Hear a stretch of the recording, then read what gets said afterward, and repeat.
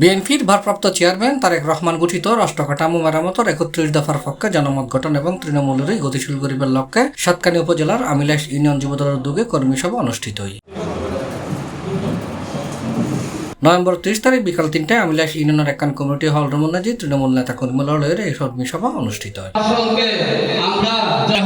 হাতে উপহার হিসেবে ৩১ দফার পক্ষে জনমত গঠন এবং তৃণমূলেরই গতিশীল গরিবের লক্ষ্যে কর্মী সভার প্রধান অতিথির বক্তব্য রেখে সাতকানিয়া উপজেলা যুবদলের আহ্বায়ক মোহাম্মদ ইলিয়াস। প্রধান অতিথির বক্তব্যে তিনি যারা এই এলাকাতে শান্তিপ্রিয় এলাকাকে অশান্ত করবে, এই এলাকাকে যারা নষ্ট করার জন্য ষড়যন্ত্র করবে, আগামীতে যে জাতীয়তাবাদী দলের যুবদলের যে কর্মী প্রতিষ্ঠিত হবে, যে সংগঠন প্রতিষ্ঠিত হবে, এই সংগঠন আপনাদেরকে নিয়ে সবাই একসাথে নিরন্তর আন্দোলন করতে হবে।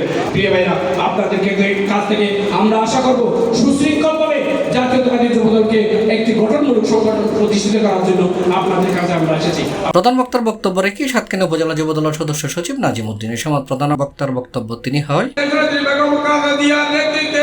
আগামীতে যে রাষ্ট্র নির্বাচন হবে সেই নির্বাচনে মানুষের দুয়ারে গিয়ে ধানের শীষের মার্কায় যদি আমরা নির্ভুট প্রার্থনা করি, তাহলে আমাদেরকে এই রাষ্ট্রীয় কাঠামো ৩১ দফার থেকে বুঝতে হবে, বুঝাতে হবে, যাইতে হবে জনগণের কাছে। সংগ্রামী বন্ধুগণ, আমিলাস ইউনিয়ন যুবদল নেতা নিজামুদ্দিন বাদশাহ সভাপতিত্ব, যুবদল নেতা তারেকু তানবিরুর যৌথ সঞ্চালনায় বিশেষ অতিথি হিসেবে উপস্থিত আছেন উত্তর সাতকানিয়া সাংগঠনিক ইউনিট যুবদলের আহ্বায়ক ইফতেখার চৌধুরী রাজীব, সাতকানিয়া পৌরসভা যুবদলের সদস্য সচিব মোহাম্মদ শাহজাহান, সদস্য সচিব মোহাম্মদ শহীদুল্লাহ, যুগ্ম আহ্বায়ক আজিজুল হক সহ অন্যান্য নেতৃবৃন্দ উপস্থিত আছেন। যুবদল অত্যন্ত দক্ষ ও আন্তরিকতার সহিত যে সংগঠনটি রয়েছে সেটি হচ্ছে বাংলাদেশ জাতীয়তাবাদী যুবদল।